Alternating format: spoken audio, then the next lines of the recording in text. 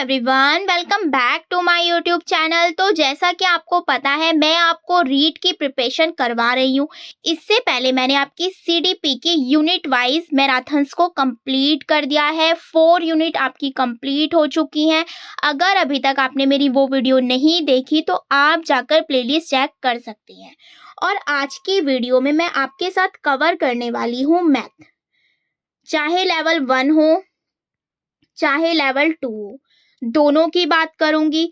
Math की जो teaching methods है जो आपकी 15 मार्क्स की देखने को मिलती है। अगर मैं बात करूं मैथ में, अगर लेवल 1 यानी कि अगर आपका फर्स्ट पेपर है तो उसके लिए तो 15 मार्क्स देखने को मिल जाते हैं।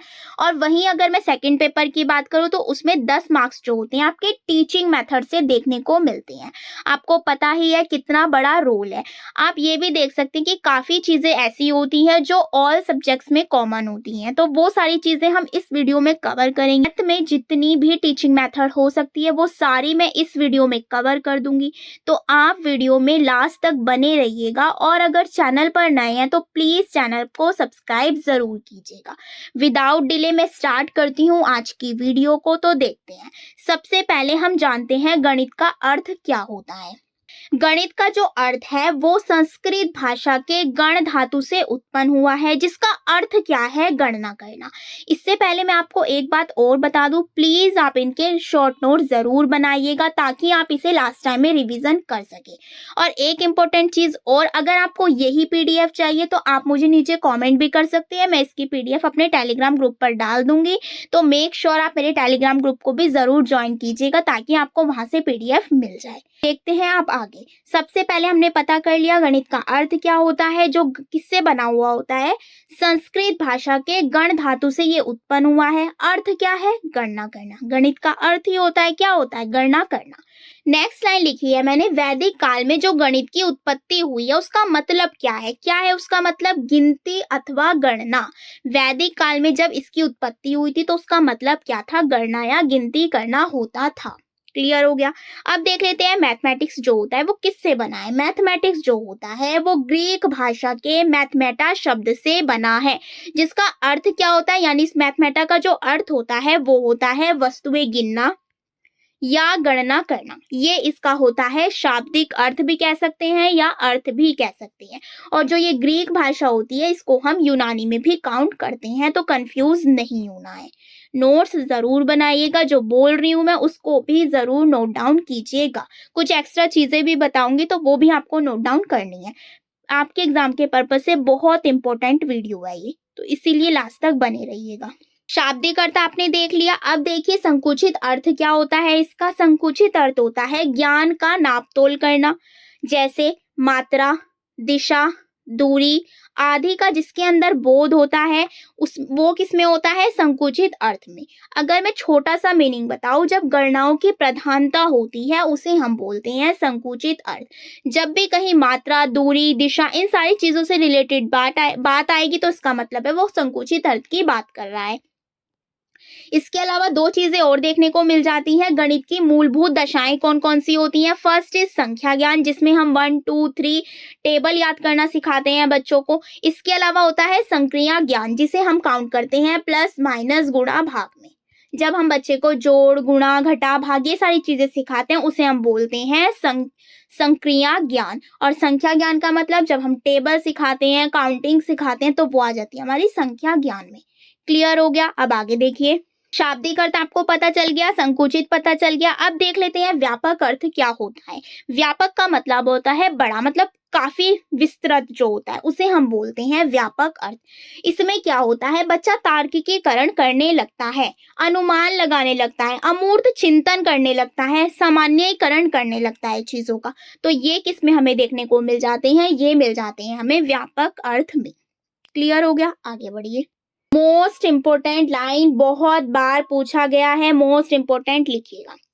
ये पूछ लिया जाता है, बिना गणना किए मात्रा का अनुमान लगाना क्या कहलाता है, तो वो कहलाता है आपका सुबिटाइजेशन। देखिए इसका एग्जाम्पल लेके मैं आपको बताती हूँ सुबिटाइजेशन होता क्या है। छोटे बच्चे होते हैं, उनको काउंटिंग तो नहीं आती। अब मान लीजिए 2 साल का बच्चा है, आप उस बच्चे को 2 गिलास लेके आया।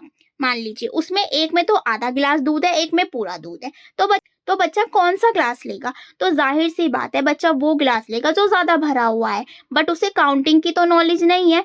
तो यही होता है आपका सुबेटाइजेशन, की बिना गणना किए मात्रा का अनुमान लगाना, that is called subitization. This is very very important, तो इसे आप नोट डाउन जरूर कीजिएगा। आगे देखिए, अब बात कर लेते हैं गणित की प्रकृति कैसी होती है। तो गणित की प्रकृति कैसी होती है, डायरेक्ट पूछ लिया जाता है कि गणित की प्रकृति कैसी होती है। कुछ आपको ऑप्शंस दे देगा, इनमें से दे देगा कुछ और कुछ अलग दे देगा, तो वो चीज आपसे पूछ ली जाती है। देखिए पहला देखिए, गणित क्या होता है? गणनाओं का विज्ञान है, गणना की जाती है इसके अंदर। गणित मापना, तोलना, मात्रा, परिमाण, दिशा का ज्ञान जिसके अंदर होता है वो क्या होता है? हमारा गणित होता है। गणित जो होता है स्थान तथा संख्याओं का विज्ञान है। गणित विज्ञान की क्रमबद्ध संगठित शाखा है। क्रमबद्ध चलता है, पहले आप प्लस सीखते हैं, फिर घटा सीखते हैं, फिर गुणा सीखते हैं, फिर भाग सीखते हैं। तो एक तरह से सीक्वेंस में चीजें चलती हैं। नेक्स्ट है आपका मात्रात्मक तथ्यों तथा संबंधों का इसके अंदर अध्ययन किया जाता है, फैक्ट बेस होता है। तार्किक विचारों का विज्ञान होता है। जहां भी तार्किक वर्ड दिखे आपको समझ जाइएगा आपकी मैथ की बात हो रही है। अमूर्त की बात दिखे तो वहां भी मैथ की बात होगी। अमूर्त चिंतन होता है इसके अंदर। नेक्स्ट है आपका तर्क करने की आदत का विकास होता है। यह प्रयोगात्मक और आगमनात्मक विज्ञान है। इंपॉर्टेंट है, बहुत बार पूछी गई है ये लाइन कि गणित क्या है? प्रयोगात्मक और आगमनात्मक, यानी उदाहरण से नियम की ओर चलता है, प्रयोग करके सिखाता है, स्वयं सीखने पर बल देता है। नेक्स्ट है गणित की प्रत्येक शाखा अभिग्रहित स्वयंसिद्ध से प्रारंभ होती है। क्लियर हो गया? आगे देखिए, गणित की जो प्रकृति होती है वो वर्तुलाकार होती है, सीधी रेखा में तो नहीं जाती, कभी इस तरीके से जाती है, तो इसे हम बोलते हैं वर्तुलाकार। नेक्स्ट है गणित के नियम व निष्कर्ष सदैव सार्वभौमिक होते हैं। अगर आपने कोई गणित में नियम बना दिया, मतलब जैसे कि स्टार्टिंग से चला रहे, मान लीजिए अगर साधारण ब्याज का मैं सूत्र की बात करूं, क्या होता है? मूलधन गुणा दर गुणा समय अपॉन 100। तो ये क्या है? एक सार्वभौमिक ट्रुथ है। अगर हम कहीं से भी हमें साधारण ब्याज निकालना है, कहीं पर भी हम दुनिया में बैठे हो, तो इसी फॉर्मूले का यूज करके हम साधारण ब्याज निकालेंगे। तो दैट इज कॉल्ड कि क्या है कि जो मैथ होता है वो आपका नियम और सार्वभौमिक तथ्यों पर आधारित होता है। क्लियर हो गया? कुछ भी आप फॉर्मूला लगा सकते हैं, जैसे कि कर्ण का ले लीजिए, कर्ण का स्क्वायर इज इक्वल टू कितना होता है? लंब का स्क्वायर प्लस आधार का स्क्वायर। तो ये भी एक सत्य ही है। तो यही चीज है कि इसके अंदर जो चीजें होती हैं वो सत्य होती हैं। नेक्स्ट है गणित का जो ज्ञान का आधार होता है वो हमारी ज्ञान इंद्रियां होती हैं, जिसकी सहायता से हम चीजों को देखते हैं, समझते हैं, तब उसके बारे में तर्क और चिंतन करते हैं। क्लियर हो गया? अब आगे देखिए, नेक्स्ट है आपका, इसमें क्या होता है? क्रमबद्धता वही प्लस माइनस गुणा भाग होता है। तार्किक वही चीजों का चिंतन, कल्पना, इन सब चीजों का करना पड़ता है। स्पष्टता होती है, सटीकता होती है, चीजें जो होती हैं पहले से ही निर्धारित होती हैं, तथा व्यवस्थित पद विशेषता होती है। अमूर्त अवधारणाओं की मूर्त व्याख्या की जाती है। अमूर्त से मूर्त की ओर चलता है। गणित की अपनी एक भाषा होती है। कैसी भाषा? जो हम संख्या के अकॉर्डिंग काउंट करते हैं, 1 2 3 4 टेबल के रूप में, संक्रियाओं के रूप में, तो वो चीज। नेक्स्ट है आपका अमूर्त आगमनात्मक चिंतन, सामान्यीकरण जैसी मानसिक शक्तियों का विकास होता है। नेक्स्ट है नियम, सिद्धांत, सूत्र सभी स्थानों पर एक समान होते हैं। जैसे कि मैंने अभी एग्जांपल दिया था, आप कहीं भी चले जाएं, कहीं भी किसी भी दुनिया में चले जाएं, तो जो इसके नियम होते हैं, सूत्र होते हैं, सिद्धांत होते हैं, वो हमेशा एक ही रहते हैं, बदलते नहीं है। तो इसीलिए ये कैसे होते हैं? समान होते हैं। अब आगे देखिए, आई होप आपको यहाँ तक गणित की प्रकृति, अर्थ अच्छे से क्लियर हुआ है। अब आगे देखते हैं, अब बात कर लेते हैं तार्किक गणित की। तार्किक गणित होता क्या है? तो ये गणित का ऐसा विषय है जिसमें प्रकृति में अमूर्त एवं जटिल माना जाता है। मतलब गणित को एक कठिन विषय में भी काउंट कर लिया जाता है, क्योंकि बहुत से बच्चे ऐसे भी होते हैं जो गणित से डरते हैं, कीड़ा होता है उनके अंदर एक मैथ का कि नहीं मैथ हमसे होगा ही नहीं। लेकिन अगर आप उसे सॉल्व करोगे, चीजों को समझोगे, तो बहुत ईजी सब्जेक्ट है मैथ। आगे देखिए, मानसिक व बौद्धिक शक्ति को क्रियाशील बनाता है। जब हम सोचते हैं, तर्क करते हैं, चिंतन करते हैं, तो इसमें क्या होता है? हमारी मानसिक और बौद्धिक शक्ति क्या होती है? क्रियाशील रहती है। समस्या का समाधान करने की चिंतन शक्ति देता है। जब भी हमारे सामने कोई प्रॉब्लम आती है, तब हम उसको सॉर्ट आउट करते हैं। किसकी सहायता से? मान लीजिए कोई नियम है, किसी का सूत्र है, जैसे कि मान लीजिए बेलन का सूत्र है, आपको एक उदाहरण दे दिया, बेलन से रिलेटेड क्वेश्चन का। लेकिन जब तक आपको उसका सूत्र नहीं पता होगा तब आप उसे नहीं लगा सकते, फॉर्मूला आपको याद होना जरूरी है। तो यही चीजें इसके अंदर बताई गई हैं। आगे देखिए, अब बात कर लेते हैं गणित की विशेषताएं कैसी कैसी होती हैं। पहला है आपका मानसिक व बौद्धिक क्रियाओं में तीव्रता होती है। सही बात है, अगर आपको कोई क्वेश्चन दिया जाता है तब उसके अंदर आप चिंतन करते हैं, तर्क करते हैं, कल्पना करते हैं, स्मरण करते हैं, तो ये सारी चीजें किस में आ जाती है, मानसिक व बौद्धिक क्रियाओं से रिलेट कर जाती है। तर्क शक्ति, चिंतन शक्ति, कल्पना शक्ति, स्वयं समस्या समाधान करने का इसके अंदर विकास होता है। नेक्स्ट, निष्कर्ष निकालने, मूल्यांकन करने, समीक्षा करने, इन सब चीजों पर बल देती है।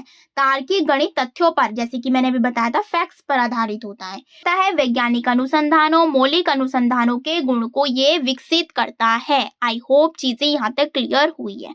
विशेषताएं होगी, प्रकृति होगी, अर्थ हो गया, तार्किक गणित हो गया। अब आगे देख लेते हैं आगे क्या क्या चीजें आपकी बचती हैं। देखिए, एक एक लाइन को पढ़िएगा, डायरेक्ट स्टेटमेंट दे देगा, पूछ लेगा कौन सा नहीं है या कौन सा है। ज्यादातर क्रमबद्धता ये वाला ना देखने को मिल जाता है, बहुत बार देखने को मिली है ये लाइन, क्रमबद्धता वाली। ये क्रमबद्धता, तार्किक, स्पष्टता, ये सारी चीजें हैं कि बस इनके रूप बदल दिए गए हैं। चीजें सारी सेम है, इसलिए आप अगर एक बार भी नजर मार लोगे ना इस पे तो आपके 15 आउट ऑफ 15 आ जाएंगे। ये नोट्स मैंने ऐसे बनाए हैं कि कोई भी ने पढ़ेगा ना तो इजीली उनके 15 आउट ऑफ 15 कहीं नहीं गए। पैडागोजी का एक भी क्वेश्चन गलत होगा ही नहीं उनका। जिन बच्चों का जो मैथ है वो स्ट्रॉन्ग नहीं होता, एटलीस्ट वो थ्योरी वाला पोर्शन को अगर अच्छा भी कर लेते हैं तो उनके इजीली 15 आउट ऑफ 15 तो वो आ जाएंगे।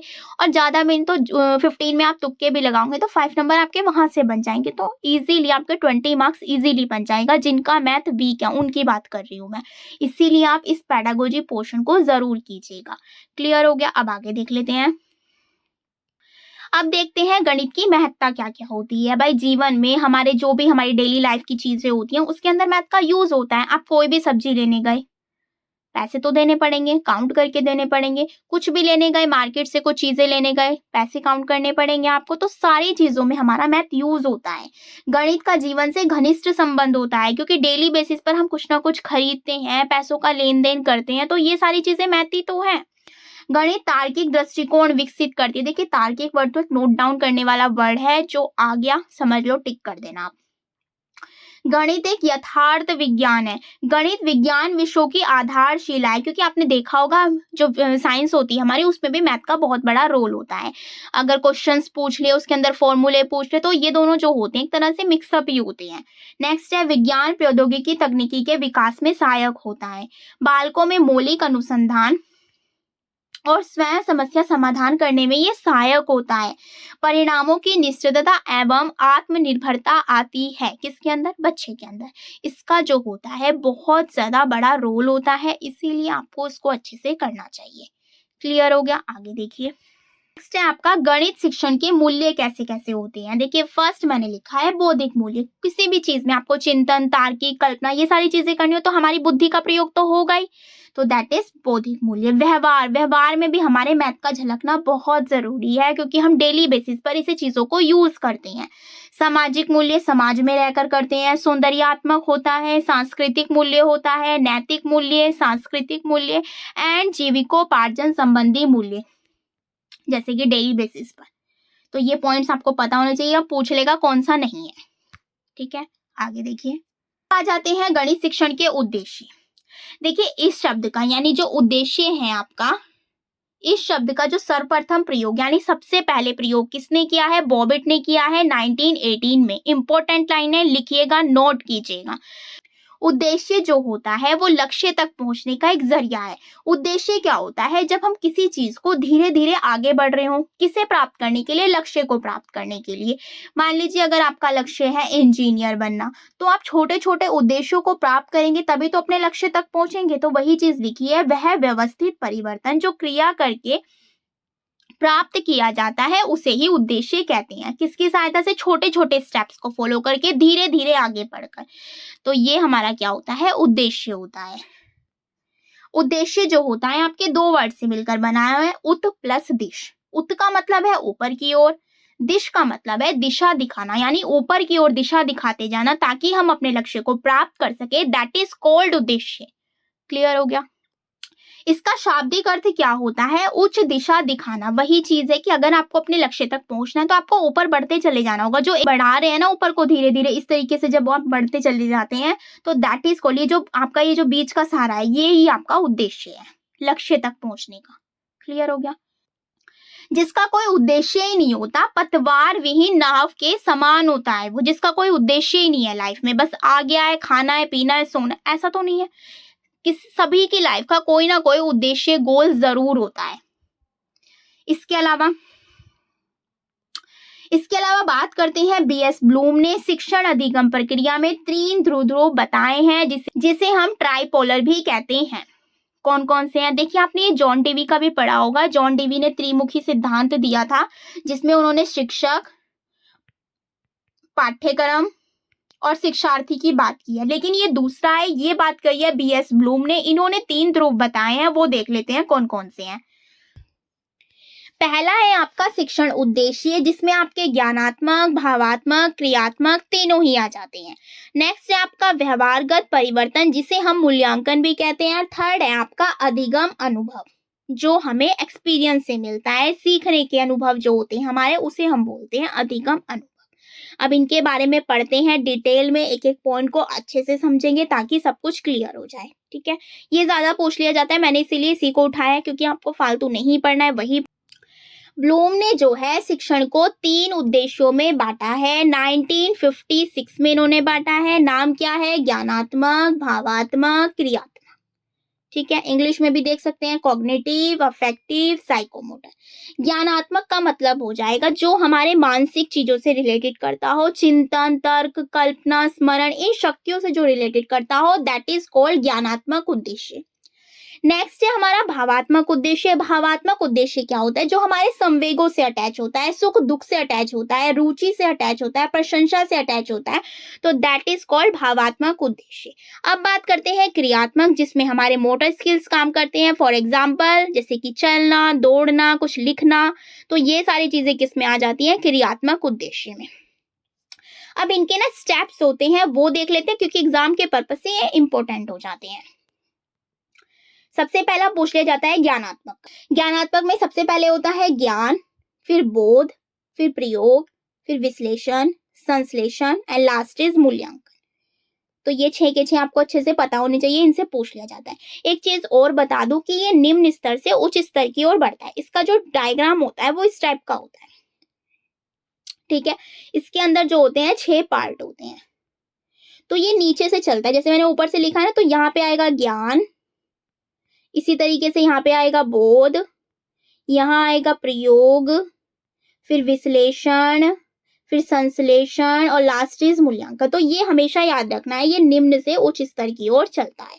अगर आपसे पूछा जाए इसमें निम्न स्तर कौन सा है, तो ये दोनों आपके निम्न स्तर हैं, बीच के 2 आपके मध्य स्तर हैं एंड लास्ट इज उच्च स्तर है। तो ये चीजें ध्यान रखनी है, ये हमेशा नीचे से चलता है, ऊपर से नहीं चलता है। ठीक है, और ये मैं तीनों की बात कर रही हूँ। अगर आप भावात्मक उद्देश्य की बात करेंगे तो ये भी ऐसा होता है। सबसे पहले हम क्या लिखेंगे? आग्रहण, उसके बाद प्रतिक्रिया, रिएक्शन, नेक्स्ट इज अनुमूल्यन, फिर संपत्ति, संगठन और लास्ट इज चरित्रीकरण। तो ये चीज आपको ध्यान रखनी है, जब भी ट्रायंगल की बात आएगी तो ये जैसे मैंने सीधा लिखा है तो ये अपोजिट चलेगा, यानी निम्न से उच्च स्तर की ओर चलता है ये। क्लियर हो गया? अब भावात्मक उद्देश्य के देख लेते हैं कौन कौन से होते हैं। पहला है आग्रहण, सेकंड इज प्रतिक्रिया, थर्ड इज अनुमूल्यन, फोर्थ इज संपर्कीकरण, फिफ्थ इज संगठन, सिक्स्थ इज चारित्रीकरण। देखिए, मैंने इनके डिटेल इसलिए नहीं लिखे क्योंकि इंपॉर्टेंट नहीं है। डायरेक्ट ना आपसे पता क्या पूछ लेगा, जैसे ये दे दिया, जैसे ज्ञान, प्रयोग, बोध, मूल्यांकन, संश्लेषण, विश्लेषण, इसको सीरियल वाइज लगाइए। 4 ऑप्शन इसी तरीके से उलट पुलट के दे देगा और आपसे कह देगा कि इसको सीरियल वाइज लगाइए। तो यही चीज तीनों में पूछ ली जाती है, तो इसीलिए ज्यादा डिटेल में पढ़ने की नीड नहीं है। ठीक है, इसी तरीके से मैंने क्रियात्मक के भी लिख दिए हैं। पहला है आपका उद्दीपक, जिसे हम स्टिमुलस भी बोलते हैं, हस्तकौशल, थर्ड इज नियंत्रण, फोर्थ इज स्पष्ट अभिव्यक्ति, फिफ्थ इज प्रकटीकरण या स्वाभाविकरण एंड लास्ट है आपका आदत निर्माण। ये भी सेम पोर्शन है जैसे कि मैंने अभी बताया।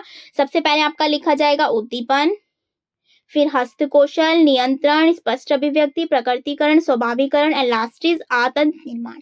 तीनों के ट्रायंगल अलग अलग होते हैं, तो ये चीजें ध्यान रखनी है। अब देख लेते हैं दिया किस किसने है। ये देखिए मैंने ये आपको ऊपर बता दिया है, जिसका जो चीजें होती हैं वो तर्क, चिंतन, कल्पना, स्मरण से रिलेट करती हैं, वो हमारा ज्ञानात्मक में आएगा। संवेग, रुचि, सुख दुख से काम करती हैं, वो हमारा भावात्मक में आएगा। इसको हम हृदयांतीकरण भी कहते हैं, क्योंकि ये सारी चीजें हमारे हृदय से रिलेट करती हैं। नेक्स्ट है आपका जो क्रियात्मक है, उसमें दौड़ना, खेलना, कूदना, हस्तचालित क्रिया, गतिवाही क्रिया, जैसे कि हम चीजों को, जैसे हम चल रहे हैं, दौड़ रहे हैं, तो ये सारी चीजें हमारी किस में आ जाती हैं? क्रियात्मक में। ज्ञानात्मक जो है आपका बीएस ब्लूम ने दिया है 1956 में। भावात्मक आपका करथवाल, मसीहा, ब्लूम ने दिया है 1964 में। एंड इसके अलावा जो आपका क्रियात्मक है वो आपका दिया है सिम्पसन ने 1969 में। बहुत अच्छे से देखिएगा, बहुत ज्यादा इंपॉर्टेंट है, इसलिए मैंने इन्हें गोले बना बनाकर अच्छे से डिजाइन करके लिखा है। क्लियर हो गया? अब आगे देख लेते हैं। ब्लूम का जो पोर्शन है वो बहुत ज्यादा इंपॉर्टेंट है मैथ के पर्पज से, तो इसलिए इसको आप अच्छे से कीजिएगा, इसके नोट जरूर बनाइएगा। अब नेक्स्ट देख लेते हैं। ब्लूम के व्यवहार के 3 पदों के आधार पर ही शिक्षण उद्देश्यों को 3 भागों में बांटा गया है। कौन कौन से थे वो? ज्ञानात्मक, भावात्मक एंड क्रियात्मक। ठीक है, तीनों को डिटेल में मैंने आपको पढ़ा दिया। और ये किसके आधार पर है? व्यवहार के आधार पर। ये चीज भी नोट डाउन कीजिएगा, किसके आधार पर है? व्यवहार के ऊपर इन्होंने बात की है। अब मैंने एक छोटा सा नोट लिख दिया है कि उद्देश्यों का जो निर्धारण होता है वो सरल से कठिन, मूर्त से अमूर्त क्रम में किया जाता है। मतलब पहले हम छोटी चीजें जो सरल होगी वो बताएंगे, जैसे मान लीजिए पहले 1+1 बता रहे हैं, उसके बाद कठिन पर आएंगे, फिर 2 का टेबल बता रहे हैं, तो इस तरीके से जो छोटी चीजें हैं, सरल चीजें हैं वो पहले बताएंगे, जो कठिन चीजें हैं वो बाद में बताएंगे। क्लियर हो गया? अब आगे देखते हैं। अब देख लेते हैं सामान्य उद्देश्य व विशिष्ट उद्देश्य में अंतर क्या होते हैं। देखिए उद्देश्य को मैंने बहुत अच्छे से आपको क्लियर किया है। उद्देश्य भी आपके एग्जाम के पर्पज से बहुत ज्यादा इंपॉर्टेंट है, इसलिए मैंने उसे खोलकर बताया है। बिल्कुल छोटी छोटी चीजें किससे मिलकर बनता है, क्या चीजें होती हैं, तो सब चीजें बताएं। आप नोट डाउन भी कर सकती हैं, अगर नहीं करना है तो इसकी पीडीएफ आपको मेरे टेलीग्राम पर मिल जाएगी, तो वहां से देख सकते हैं। अब देख लेते हैं सामान्य उद्देश्य और विशिष्ट उद्देश्य में अंतर क्या है। देखिए पहला है आपका सामान्य, फिर है विशिष्ट। जो आपके सामान्य उद्देश्य होते हैं वो साध्य होते हैं, लेकिन विशिष्ट उद्देश्य आपके साधन होते हैं। जो सामान्य उद्देश्य है वो विस्तृत, व्यापक और असीमित होते हैं, जबकि जो विशिष्ट है वो संकीर्ण और सीमित होते हैं, एक जगह पर ही टिके रहते हैं। यानी कक्षा में जो होते हैं वो विशिष्ट होते हैं। सामान्य का मतलब किसी भी प्लेस की जरूरत नहीं है, कहीं पर भी, किसी भी टाइम, कभी भी हो सकते हैं। नेक्स्ट है आपका सामान्य में दीर्घकालिक होते हैं ये, और जो आपके विशिष्ट होते हैं वो अल्पकालिक, थोड़े समय के लिए होते हैं। जो आपका सामान्य है मापन व मूल्यांकन उसके अंदर संभव नहीं होता, जबकि विशिष्ट जो होता है उसके अंदर संभव होता है। जो आपके सामान्य होते हैं वो व्यक्तिनिष्ठ यानी कि वर्णनात्मक होते हैं, और जो आपका विशिष्ट है वो वस्तुनिष्ठ होते हैं। वार्षिक योजना का आधार होते हैं सामान्य। दैनिक पाठ योजना यानी जो डेली बेसिस पर हमें चीजें पढ़ाई जाती हैं उसका आधार होते हैं विशिष्ट वाले। इसके अलावा सामान्य में दार्शनिक व सैद्धांतिक प्रगति के होते हैं, और ये मनोवैज्ञानिक प्रगति के होते हैं। इन उद्देश्यों की प्राप्ति के लिए कोई निश्चित स्थान नहीं होता, जबकि इनकी प्राप्ति कहाँ पर होती है? कक्ष में होती है। किसके लिए, किसके साथ होती है? शिक्षक। इसके अंदर जो होता है शिक्षक प्रधान होता है, शिक्षक कार्य ज्यादा करवाता है। इसमें हम स्वयं से चीजों को कर सकते हैं, स्वयं से बल दे सकते हैं। क्लियर हो गया? सामान्य एंड विशिष्ट उद्देश्य आपके एग्जाम के पर्पज से इंपॉर्टेंट हो जाते हैं, तो जरूर देखिएगा। अब आगे देख लेते हैं। एक इंपॉर्टेंट लाइन मैंने लिखी है जो आपके एग्जाम में बहुत बार रिपीट हुई है, तो वो चीज देखते हैं। देखिए ज्ञानात्मक उद्देश्य मैंने अभी आपको ऊपर पढ़ाया कि ये 6 होते हैं, ट्रायंगल भी बनाकर दिखाया था कि नीचे से ऊपर की ओर चलते हैं।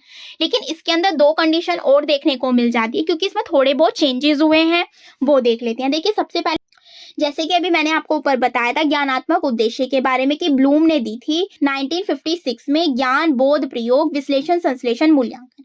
तो ये 6 दिए थे, लेकिन एनसीईआरटी ने 1961 में बदलकर 3 जो लास्ट किया, तीनों इस ऊपर के तो सेम ही है, ज्ञान, बोध, प्रयोग, नीचे के उन तीनों को थोड़ा सा चेंज किया है। उन्होंने स्किल की बात की है, 4th में उन्होंने स्किल की बात की है, 5th में उन्होंने रुचि की बात की है, एंड लास्ट इज अभिवृत्ति की उन्होंने बात की है। तो ये 3 जो इसमें चेंजेस अगर देखने को मिलता है तो समझ जाइएगा एनसीईआरटी 1961 के अनुसार ये दी गई है, फिर ब्लूम के अनुसार नहीं दी गई है, फिर 1961 में एनसीईआरटी के अनुसार दी गई है। इसके अलावा फिर किसने किया? फिर आरसीईएम बहुत इंपॉर्टेंट है, नोट डाउन जरूर कीजिएगा। RCEM की फुल फॉर्म है regional college of education Mysore. कहाँ पर है ये? कर्नाटक में है। ये शिक्षा शास्त्र का एक फेमस कॉलेज है जो दिया है प्रोफेसर दबे के द्वारा।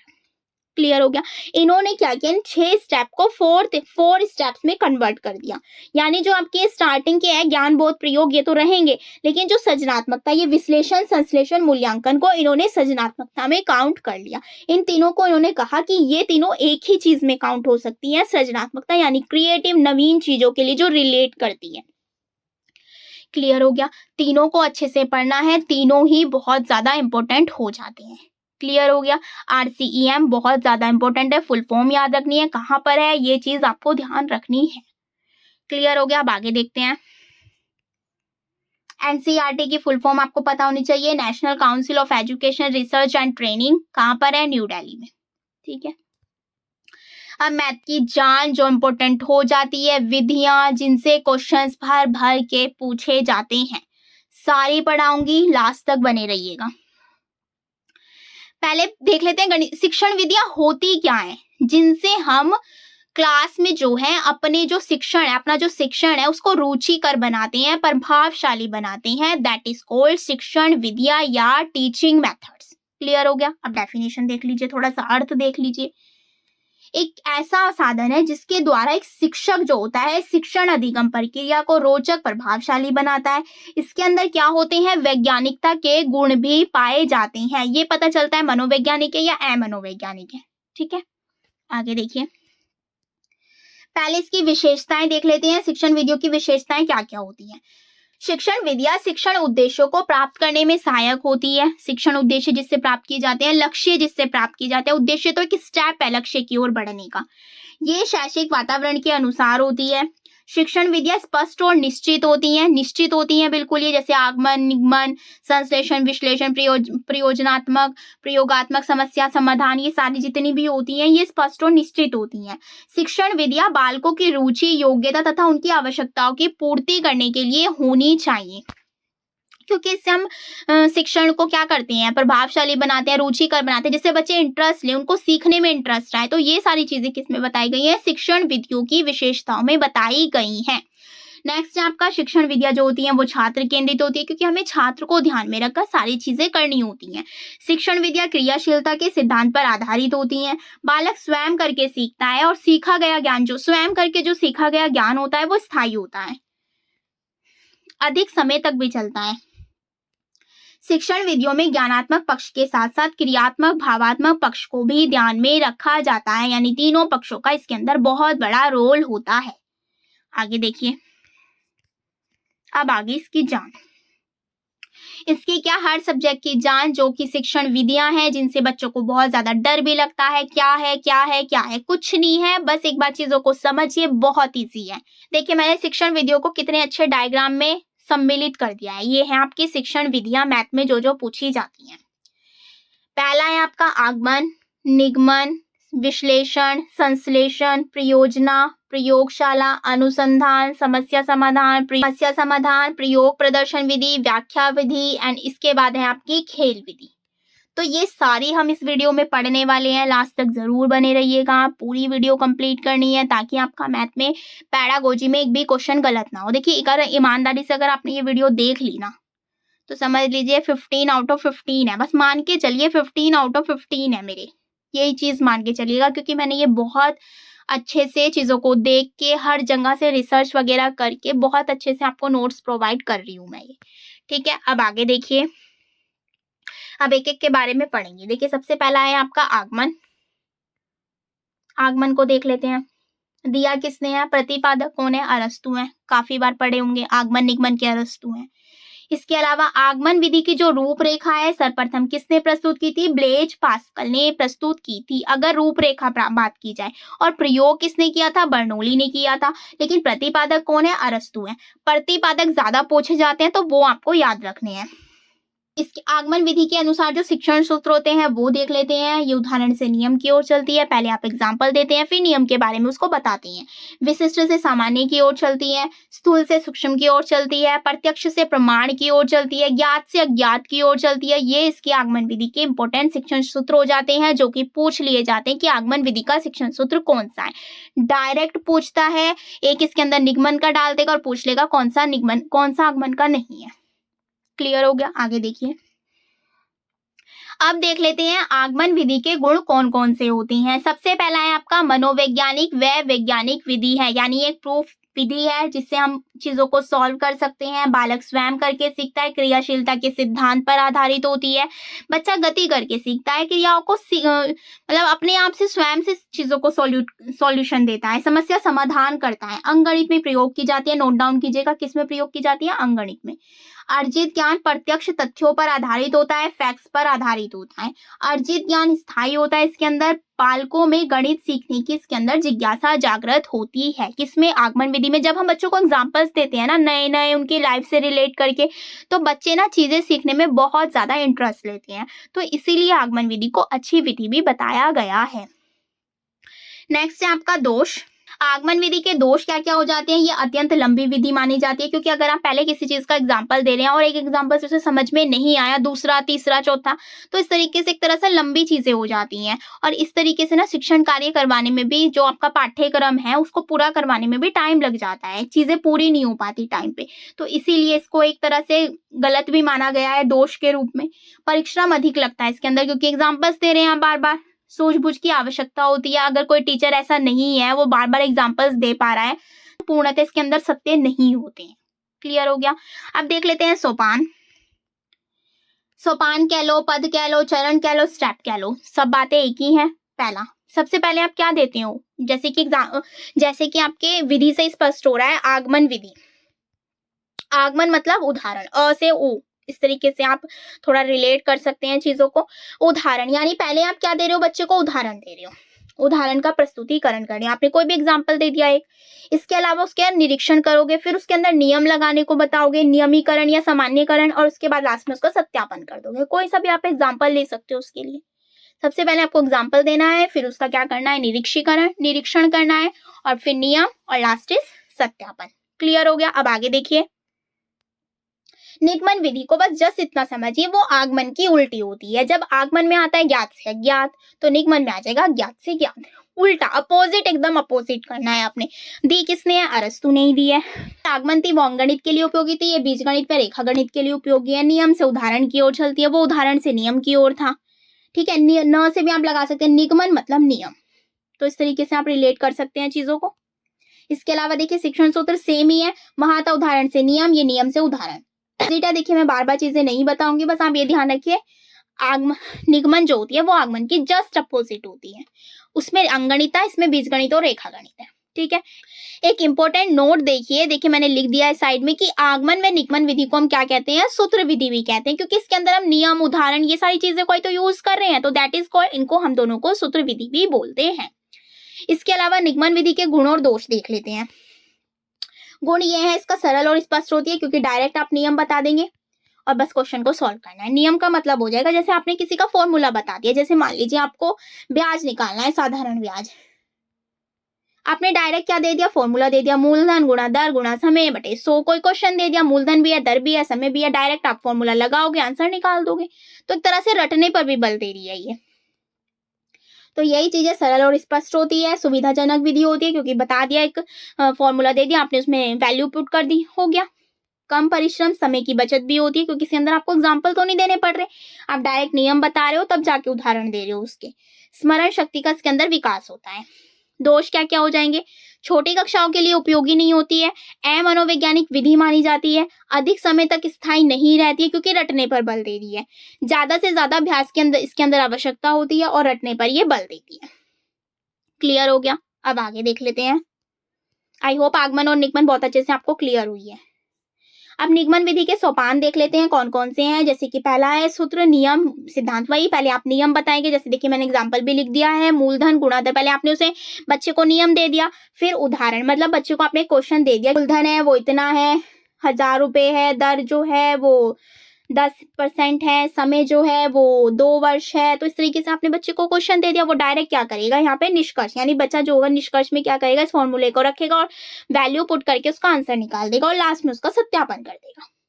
तो ये किसके सोपान है, निगमन विधि के। डायरेक्ट आप बच्चे को सूत्र दे रहे हैं और चीजों को सॉल्व कर रहे हैं। ठीक है, क्लियर हो गया होगा आई होप यहाँ तक। आई होप आपको आगमन निगमन बहुत अच्छे से क्लियर हुई है। आगमन निगमन विधि ऐसी है जो आपके ऑल सब्जेक्ट के लिए इंपॉर्टेंट हो जाती है। अब जितनी भी विधियां मैं बताऊंगी ना वो आपके ऑल सब्जेक्ट के लिए इंपॉर्टेंट है। आप मैथ के लिए ही मत सोचिएगा, इसे ऑल सब्जेक्ट के लिए सोचिएगा, क्योंकि इनसे क्वेश्चन जो है ऑल सब्जेक्ट्स में बन जाते हैं। क्लियर। देखिए एग्जाम्पल एक और लिख दिया है मैंने, जैसे आपने कर्ण का सूत्र दे दिया, कर्ण स्क्वायर लंब स्क्वायर प्लस आधार स्क्वायर। ये मैंने डायग्राम भी बना दिया, दूसरा फॉर्मूला। मतलब आप डायरेक्ट बच्चे को सूत्र दे रहे हैं और बच्चा उसकी हेल्प से सॉल्व कर रहा है, ज्यादा मेहनत नहीं लग रही है इसके अंदर। अब बात कर लेते हैं आपके थर्ड विधि की, जो है आपकी विश्लेषण विधि। इसके अंदर क्या होता है, छोटी सी चीज याद रखिए, अलग अलग करके पढ़ाना। मान लीजिए कोई टॉपिक है, उसको हम छोटे छोटे खंडों में जब तोड़कर पढ़ाते हैं, जैसे मान लीजिए पहले आपने उसका अर्थ बता दिया, थोड़ी देर में आपने उसकी परिभाषा बता दी, फिर आपने उसका प्रकृति बता दी, फिर विशेषताएं बता दी, फिर गुण बता दिए, फिर दोष बता दिए। तो यही चीज है, जब छोटे छोटे विभागों में विभाजित करके शिक्षण कार्य किया जाता है, दैट इज कॉल्ड विश्लेषण विधि। एक छोटी सी लाइन रखिए, अलग अलग करके पढ़ाना, यानी छोटे छोटे खंडों में विभाजित करके पढ़ाना। हम अज्ञात से ज्ञात की ओर जाते हैं, मतलब हमें कुछ पता नहीं होता है, उससे हम कहाँ तक जाते हैं, ज्ञात, मतलब जो हमें पता करना है। ये जो होती है रेखा गणित, परमे को सिद्ध करने के लिए प्रयोग की जाती है। परमे जो होती है रेखा गणित में, उनको प्रूव करने के लिए प्रयोग की जाती है। इसके स्टेप्स कितने होते हैं, 3 होते हैं। पहले हम समस्या की प्रस्तुति करते हैं, फिर अनुभूति करते हैं और लास्ट में विश्लेषण यानी कि उसका एनालिसिस कर देते हैं। इसके भी गुण और दोष देखने को मिल जाते हैं। गुण ये है तर्क या चिंतन, मानसिक, मतलब तर्क और चिंतन की इसके अंदर आवश्यकता होती है। मनोवैज्ञानिक विधि है। सीखा गया ज्ञान जो होता है वो सीखा गया ज्ञान जो होता है इसके अंदर स्थायी होता है। बीज गणित व रेखा गणित के लिए उपयोगी है। अज्ञात से ज्ञात की ओर चलती है। क्रियाशीलता के सिद्धांत पर आधारित है। शिक्षक की भूमिका इसके अंदर कैसी होती है, गौण होती है। और शिक्षार्थी कैसा होता है, इसके अंदर मुख्य होता है। खोज करने की क्षमता आती है बच्चों में। छात्रों का आत्मविश्वास भी बढ़ता है, किससे, विश्लेषण विधि से। दोष क्या क्या हो जाते हैं इसके अंदर, समय अधिक लग जाता है, पाठ्यक्रम पूरा नहीं हो पाता, तर्क शक्ति की जरूरत होती है बहुत ज्यादा। सभी बच्चों में तो नहीं होती ये चीज, बट उसमें जरूरत होती है। तो ये इसके हो जाएंगे गुण और दोष। क्लियर हो गया। अब देखिए विश्लेषण विधि, संश्लेषण विधि किसे कहते हैं, जस्ट उसकी अपोजिट है। उसमें था चीजों को तोड़ तोड़ कर पढ़ाना। अब इसमें क्या हो जाएगा, छोटी छोटी चीजों को, छोटे छोटे खंडों को, इन सबको जोड़कर पढ़ाना। तो जहां जोड़कर पढ़ाने की बात आएगी वो आपका संश्लेषण है, जहां तोड़ना होगा वो विश्लेषण है। क्लियर हो गया। अलग अलग भागों को एकत्रित करना, ज्ञात से अज्ञात की ओर छोटे छोटे खंडों से प्राप्त जानकारी को जोड़कर पढ़ाना। जोड़कर संश्लेषण, तोड़कर विश्लेषण। 2 लाइन याद रखनी है। यह विधि जो होती है रेखा गणित की सर्वश्रेष्ठ विधि मानी जाती है। ठीक है। सोपान हो जाएंगे इसके, 3 सोपान दिए गए हैं। पहला है आपका समस्याओं को प्रस्तुतिकरण करेंगे, फिर सूचनाओं को हम इकट्ठा करेंगे। ठीक है। उसके बाद क्या कर लेंगे, समस्याओं का सरलीकरण कर देंगे, चीजों को स्टेप बाय स्टेप दिखा देंगे। शिक्षण तो इसके जो होते हैं वो विश्लेषण विधि के जस्ट अपोजिट होते हैं। उसमें था अमूर्त से मूर्त, इसमें है मूर्त से अमूर्त। ज्ञात से ज्ञात, अपोजिट है जस्ट, बस आपको ये याद रखना है। संश्लेषण जो होती है विश्लेषण की अपोजिट होती है। ठीक है, पढ़ाने की जरूरत तो नहीं है, आप देख सकते हैं इसको। गुण और दोष देख लेते हैं। गुण क्या हो जाएगा, कम परिश्रम लगता है, समय कम लगता है, पाठ्यक्रम समय पर पूरा नहीं होता, मंदबुद्धि छात्रों के लिए उपयोगी मानी जाती है, शिक्षक का स्थान गौण और शिक्षार्थी का इसके अंदर भी मुख्य होता है। दोष क्या हो जाएगा, अर्जित ज्ञान अस्थायी होता है, रटने पर बल दिया जाता है, वातावरण नीरस होता है, तार्किक व चिंतन रहित विधि है। इसके अंदर जो है हम ये चीजों का प्रयोग नहीं करते हैं, तो एक तरह से बेकार विधि भी मानी जाती है। संश्लेषण और विश्लेषण में से कौन सी प्रभावी विधि है, तो विश्लेषण को ज्यादा महत्व दिया गया है। क्लियर हो गया। अब आगे देखिए। अब देखिए मैंने ना आपके लिए संश्लेषण और विश्लेषण विधि की जो है ये अंतर डिफरेंसेस लिख दिए हैं, तो आप इसको भी जरूर देख लीजिए। देखिए विश्लेषण समस्याओं का विभाजन करके शिक्षण कार्य करवाया जाता है, वही चीजों को तोड़कर। संश्लेषण एकत्रित करके, इसमें क्या था, जैसे बड़ी चीज थी तो छोटे छोटे चीजों में डिवाइड कर दिया था, और इसमें छोटी छोटी चीजें उसको एक में कन्वर्ट करना, दैट इज कॉल्ड संश्लेषण। ठीक है, दोनों को क्लियर हो गया। इसके अंदर विश्लेषण में शिक्षार्थी खोजकर्ता के रूप में कार्य करता है और इसमें तर्क के रूप में। ये एक मनोवैज्ञानिक तार्किक विधि और यह अवैज्ञानिक विधि है। खोज पर आधारित एक मनोविज्ञान जो खोज की प्रवृत्ति पर विकसित करती है, ये रटने पर बल देती है। यह विधि प्रमाण से तथ्य की ओर चलती है और ये तथ्य से प्रमाण की ओर चलती है। यह विधि अज्ञात से ज्ञात, ये ज्ञात से ज्ञात। क्रियाशीलता के सिद्धांत पर आधारित है, ये आधारित नहीं है। यह विधि स्पष्ट रूप से प्रदर्शित करती है कि कोई पद क्यों लिया गया है, और ये विधि उत्पत्ति या हल का प्रत्येक पद सही है, किंतु क्यों ना एक विशेष ढंग को ये क्यों अपनाया गया है। ये रोचक व सजीव विधि है, नीरस व निर्जीव विधि है। इसमें हल या उत्पत्ति का पद भूलने का कोई संभावना नहीं रहती। भूलने पर उस पद को पुनः प्राप्त किया जा सकता है, और लेकिन इसके अंदर नहीं प्राप्त किया जा सकता। तो देखिए, अंतर में भी वही चीज है जो मैंने आपको ऊपर बताया, बस मैंने एक तरह से ये अंतर रख दिया है ताकि आपको दोनों चीजें एक जगह मिलेगी तो आपको कंफ्यूजन नहीं होगी। ठीक है, पर आप करिएगा इसको मैंने अच्छे से लिखा है तो समझ लीजिए ये ज्यादा बेटर है आपके लिए, पर मैंने अंतर भी डाल दिया है ताकि आपको कंफ्यूजन ना हो। क्लियर हो गया। नेक्स्ट विधि है आपकी परियोजना विधि। परियोजना विधि क्या होती है ये देख लेते हैं। सर्वप्रथम जो है इसका विचार दिया था जॉन डेवी ने। आपको पता होगा किलपैट्रिक ने दिया है, पता है मुझे। प्रतिपादन जो होता है जॉन डेवी के शिष्य जो थे किलपैट्रिक, उनके द्वारा किया गया। अगर प्रतिपादन पूछे तो किलपैट्रिक, लेकिन सर्वप्रथम इसका विचार किसने दिया था तो जॉन डेवी ने दिया था। प्रोजेक्ट विधि में प्रोजेक्ट शब्द का प्रतिपादन 1908 में रिचार्ड्स द्वारा किया गया है। किसके द्वारा किया गया है? रिचार्ड्स द्वारा। किलपैट्रिक की एक फेमस पुस्तक है जिसका नाम है the foundation of teaching methods. Engineer व व्यवसायिक के लिए उपयोगी होता है मेथड। ठीक है, जो आपका प्रोजेक्ट मेथड है वो किसके लिए प्रयोग होता है? इंजीनियर व व्यवसायिक, क्योंकि इसके अंदर छोटे छोटे प्रोजेक्ट बनाने पड़ते हैं और ज्यादातर जो होता है इंजीनियर व व्यवसायिक लोग जो होते हैं वो इस चीज का काम करते हैं। विशेषता यही है, शिक्षार्थी स्वयं करके चीजों को करता है, रुचि लेता है, क्रियाशीलता करके सीखने पर बल देती है। बालक की भूमिका इसके अंदर मुख्य हो जाती है, शिक्षक की गौड़ हो जाती है। परिस्थितियों का चयन कौन करता है? शिक्षक, लेकिन प्रोजेक्ट का चयन कौन करता है? शिक्षार्थी। इसके अलावा किलपैट्रिक ने परियोजना के प्रकार दिए हैं, कौन कौन से हैं वो देख लेते हैं। सबसे पहला है आपका रचनात्मक यानी कि सृजनात्मक, जहां पर नवीन चीजों से रिलेटेड चीजों की बात आ जाती है, दैट इज कॉल्ड रचनात्मक या सृजनात्मक। समस्यात्मक परियोजना क्या होती है? जब हम चीजों का समाधान ढूंढते हैं, जो हमारे पास प्रॉब्लम है उसका जब हम समाधान ढूंढते हैं, दैट इज कॉल्ड समस्यात्मक परियोजना। इसके बाद है अभ्यासात्मक प्रोजेक्ट। क्या होता है आपका? अभ्यास यानी प्रैक्टिस से जो चीजें आती हैं। आप कोई भी चीज कर रहे हैं, जब तक आप उसकी प्रैक्टिस नहीं करेंगे तो चीजों में एक्सपर्ट नहीं हो पाएंगे, तो वो चीज बताइए। नेक्स्ट है आपका रसास्वादनात्मक प्रोजेक्ट। इसको आप आनंदात्मक प्रोजेक्ट भी कहते हैं। जब बच्चों की खुशी के लिए या आनंद के लिए जब हम कोई भी कार्यक्रम का आयोजन करते हैं तो वो किस में आता है? आपके रसावादनात्मक प्रोजेक्ट में आता है।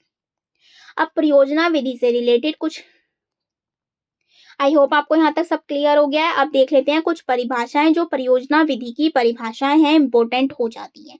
सबसे पहले दिया आपके किलपैट्रिक ने, इन्होंने कहा है कि प्रोजेक्ट विधि एक उद्देश्यपूर्ण प्रक्रिया है जिसमें मन लगाकर सामाजिक वातावरण में कार्य पूर्ण किया जाता है।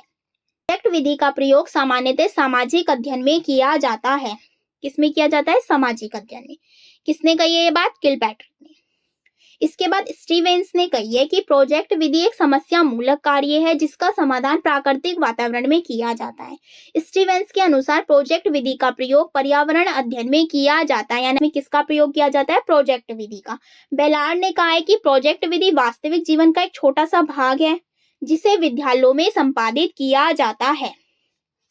इसके अलावा प्राकर कहते हैं प्रोजेक्ट विधि एक इकाई है जिसमें विद्यार्थियों को कार्य की योजना और समापन के लिए उत्तरदायित्व बनाया जाता है। जब इसके कुछ सोपान होते हैं, देखिए इससे आपको अच्छे से समझ में आएगा।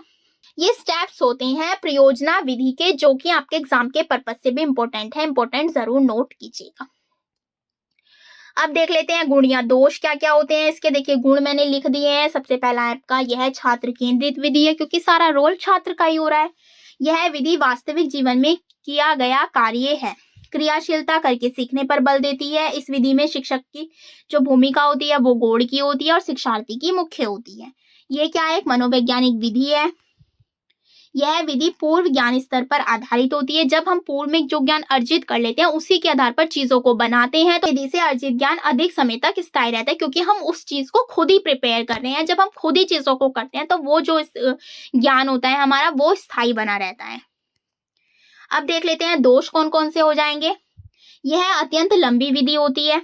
इस विधि में पाठ्यक्रम समय पर पूरा नहीं हो पाता। यह अत्यधिक खर्चीली भी होती है। जब हम प्रोजेक्ट बनाएंगे तो चीजें भी खर्च होंगी।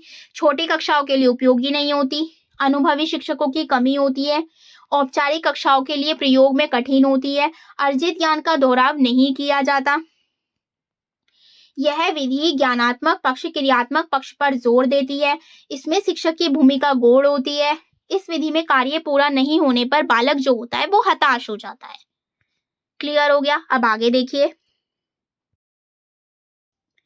नेक्स्ट जो विधि है आपकी वो है आपकी प्रयोगशाला विधि। प्रयोगशाला विधि से आपको पता भी चल रहा होगा, जब हम एक्सपेरिमेंट के थ्रू चीजों को करते हैं और इसके अंदर जो हम ज्ञान सीखते हैं वो स्थायी रहता है, क्योंकि हम करके सीख रहे होते हैं। दैट इज कॉल्ड प्रयोगशाला विधि। इसमें इसे हम किस किस चीज में यूज करते हैं पहले वो देख लेते हैं। विज्ञान, रसायन विज्ञान, ज्यादातर आपने देखा भी है प्रयोगशाला विधि जो होती है वो हमारी साइंस में यूज होती है। इसके अलावा गणित में भी इसका अलग ही महत्व होता है। प्रयोगशाला विधि में करके सीखने पर अधिक बल दिया जाता है। जाहिर सी बात है, जब हम करके जो प्रयोगशाला विधि होती है हम उसे प्रयोग करके सीखते हैं। इसके नाम से भी स्पष्ट हो रहा है। क्रियाशीलता के सिद्धांत पर आधारित है। इस विधि में क्या होता है, छात्र स्वयं गणित की प्रयोगशाला में यंत्रों, उपकरणों तथा अन्य सामग्री की मदद से गणित के तथ्य, नियमों, सिद्धांतों की सत्यता की जांच करते हैं। गणित शिक्षण की नवाचार विधि के रूप में भी इसे जाना जाता है। इसकी एक परिभाषा देख लेते हैं। परिभाषा क्या कही गई है कि ये क्रियात्मक विधि है। किसके अनुसार दी गई है परिभाषा? एनसीईआरटी के अनुसार। This is very very important. क्रियात्मक विधि है क्योंकि क्रिया करके हम सीखते हैं, चीजों को करके सीखते हैं, करके सीखने पर बल दिया जाता है। प्रत्यक्ष अनुभवों के द्वारा ज्ञान का अर्जन, क्योंकि हमारे सामने चीजें होती हैं, हम उन्हें देख भी सकते हैं, तो उसके द्वारा जो ज्ञान लिया जाता है तक स्थायी होता है। तो ये किसके अनुसार हो जाएगा? एनसीईआरटी के अनुसार। इसके कुछ इंपॉर्टेंट शिक्षण सूत्र है वो देख लेते हैं। पहला है आपका ज्ञात से अज्ञात, यानी जो हमें चीज ज्ञात होती है उससे हम अज्ञात की ओर बढ़ते हैं। स्थूल से सूक्ष्म की ओर चलती है। क्रियाशीलता सूत्र, वही चीज क्रिया करके चीजों को सीखते हैं। निरीक्षण सूत्र पर आधारित होती है। जब हम प्रयोग कर लेते हैं फिर हम उसका निरीक्षण भी करते हैं। तो ये किस में आ जाएगा? आपके प्रयोगशाला विधि में। तो इसके कुछ सिद्धांत देख लेते हैं आप। अब देखिए प्रयोगशाला विधि के सिद्धांत, बात वही है कि व्यक्तिगत कार्य के सिद्धांत पर आधारित, क्योंकि बच्चा खुद करके सीख रहा है। करो और सीखो पर आधारित होती है। निरीक्षण करो और सीखो के सिद्धांत पर निरीक्षण करो और सीखो के सिद्धांतों पर ये आधारित है कि जब हम कुछ प्रयोग कर रहे होते हैं तो हम उसका निरीक्षण भी करते हैं। उसके द्वारा हम कुछ ना कुछ सीखते हैं। कुछ गलत होता है तो कुछ सही होता है, तो वो चीज जो होती है हमारे माइंड में अधिक समय तक स्टेबल हो जाती है। प्रत्येक छात्र अपनी सामर्थ्यता के अनुसार शिक्षा ग्रहण करता है। जितना वो खुद से सीखेगा वो उसी के अनुसार अपनी शिक्षा को ग्रहण कर सकता है। छात्र स्वयं ज्ञान प्राप्त करने की कोशिश करता है। इसमें प्रयोगशाला विधि में श्रम करने की आदत पड़ जाती है। इससे ज्ञान जो होता है वो स्थायी व प्रभावी होता है। इसका उपयोग अधिकतर रेखा गणित, त्रिकोणमिति, क्षेत्रमिति आदि में किया जाता है। रेखा गणित जैसे कि आपको ट्रायंगल सीखना हो, चतुर्भुज हो गया, आयत हो गया, तो इस टाइप की जो चीजें होती हैं वो किसके अंदर यूज होती हैं? प्रयोगशाला विधि के अंदर।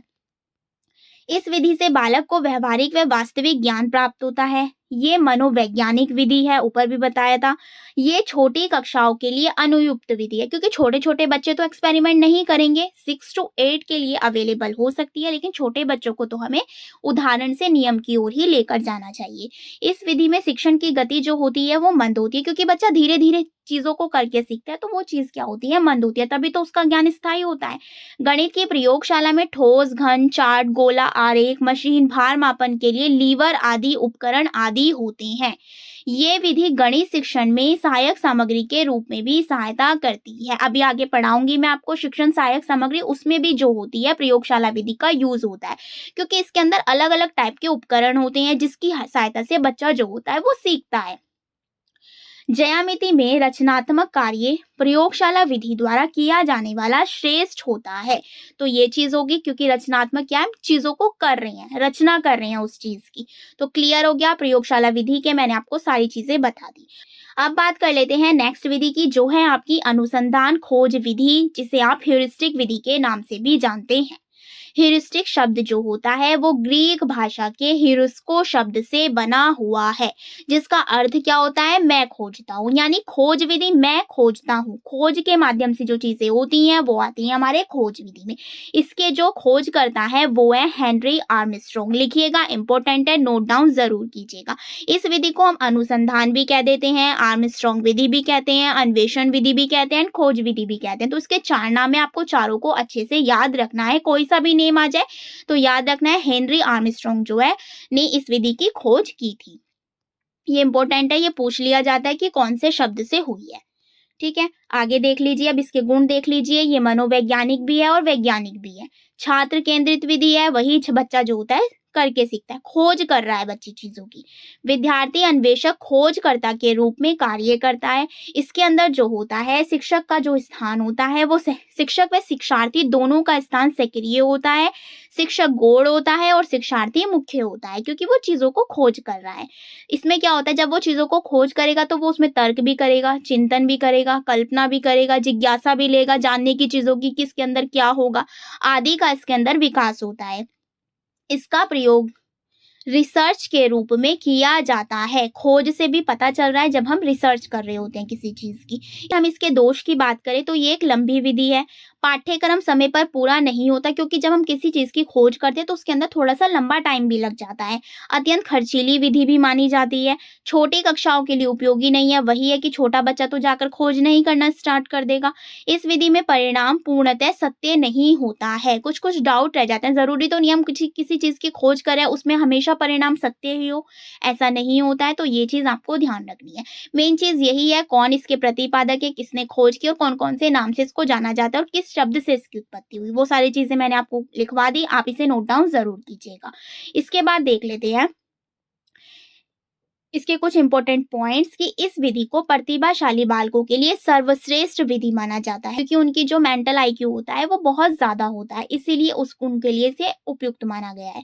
ह्यूरिस्टिक विधि की आधार की आगमन विधि ही होती है, वही उदाहरण से नियम।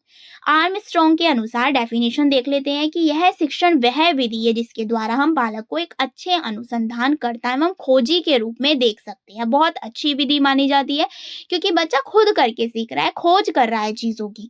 नेक्स्ट है आपकी हर्बर्ट स्पेंसर ने क्या कहा है कि बालकों को कम से कम बताया जाए और जितना अधिक से अधिक संभव हो उनको खोजने के लिए प्रोत्साहित किया जाए। किसने कहा है ये? हर्बर्ट स्पेंसर ने कहा है। किसके लिए? खोज विधि के लिए। नेक्स्ट डेफिनेशन आपकी दी है पेस्टावे ने। पेस्टावे ने क्या बोला है कि अनुसंधान विधि अनिवार्य रूप से कार्य विधि में प्रशिक्षण प्रदान करती है। इसमें ज्ञान को दूसरे पायदान पर रखा जाता है। इसमें भी वही चीज आ गई, जब हम किसी चीज की खोज करते हैं उसके अनुसार कार्य करते हैं तो चीजें अधिक स्थायी होती हैं। तो वही चीज इन्होंने बताई है। अब इसके कुछ सोपान दिए गए हैं कि हम खोज विधि को किस टाइप से कर सकते हैं। 5 सोपान दिए गए हैं, वो देख लेते हैं। को खोज करने के लिए क्या क्या स्टेप्स फॉलो करेंगे। सबसे पहले समस्या की उपस्थिति। सबसे पहले हमारे पास समस्या होगी तभी तो हम उस चीज से रिलेटेड खोज कर पाएंगे। फिर तथ्यों की खोज करेंगे सेकंड नंबर पे। थर्ड क्या करेंगे? हाइपोथेसिस, परिकल्पनाओं का निर्माण करेंगे। फोर्थ इज परिकल्पनाओं का परीक्षण करेंगे। जब हम चीजों का निर्माण कर लेंगे फिर उसका परीक्षण करेंगे, टेस्ट करेंगे और फिर उसका क्या कर देंगे? निर्माण कर देंगे। तो ये 5 स्टेप्स हैं खोज विधि के, आपको याद होने चाहिए full steps serial wise. Clear हो गया? अब आगे देख लेते हैं। नेक्स्ट विधि है अब आपकी समस्या समाधान विधि। इसके प्रवर्तक कौन है? सुकरात व सेंट थॉमस हैं। जॉन डेवी जो होते हैं इस विधि का उपयोग किया था। किसने? जॉन डेवी ने। लेकिन इसके प्रवर्तक हैं सुकरात एवं सेंट थॉमस। अर्थ क्या हो जाएगा? समस्या समाधान विधि में एक शिक्षक कार्यक्रम सर्वप्रथम विद्यार्थियों के सामने एक समस्या प्रस्तुत करता है। समस्या समाधान से स्पष्ट हो रहा है कि बच्चों के सामने समस्या दी गई है, बच्चे क्या करेंगे? उसका समाधान खोजेंगे। तो फिर वह विद्यार्थियों को समस्या समाधान करने के लिए बोलता है। मान लीजिए आपने बच्चों को कोई मैथ का क्वेश्चन दे दिया, कि 2 + 2 कितना होता है। तभी तो बच्चे इसका हल करेंगे, तो इसे क्या लिखेंगे बच्चे 4 लिखेंगे। तो इस चीज़ का बच्चे समाधान करेंगे, या कोई भी आप एग्ज़ाम्पल के तौर पर ले सकते हैं कि कोई सा भी आप बच्चों को एग्ज़ाम्पल दे रहे हैं, उसका बच्चे समाधान निकाल रहे हैं। तो दैट इज़ कॉल्ड समस्या समाधान विधि। ये क्रियाशीलता के सिद्धांत पर बल देती है क्योंकि बच्चा करके सीख रहा है, सीखने पर बल देती है। इसके अलावा जो उसके गुण और दोष होते हैं वो सेम गुण और दोष जो होते हैं सभी विधियों के समान ही होती हैं। अगर आप बात करेंगे किसी भी विधि की तो नॉर्मली सेम ही होंगे। अगर आप एक के भी कर लेते हैं तो आपका काम हो जाएगा।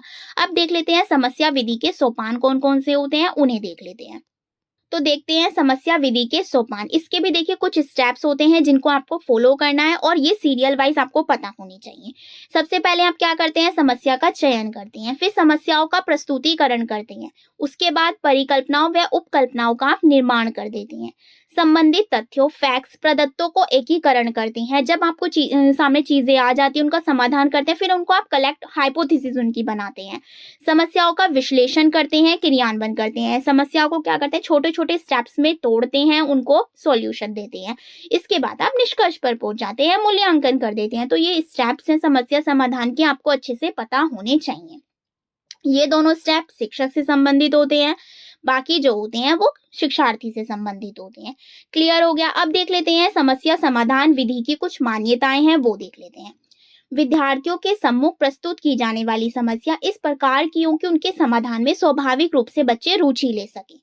समस्याएं बालकों की आवश्यकता, शारीरिक मानसिक क्षमता तथा साधनों के अनुरूप होनी चाहिए। तो 8th क्लास में और आप उसको दे रहे हैं 12th क्लास का क्वेश्चन। ऐसी भी हरकतें नहीं होनी चाहिए, चीजों को बच्चे की मानसिक स्थिति के अनुसार ही देना चाहिए। समस्याएं ऐसी हों जिनसे बालकों को अधिक से अधिक क्रियात्मक तथा उपयोगी ज्ञान प्राप्त किया जा सके।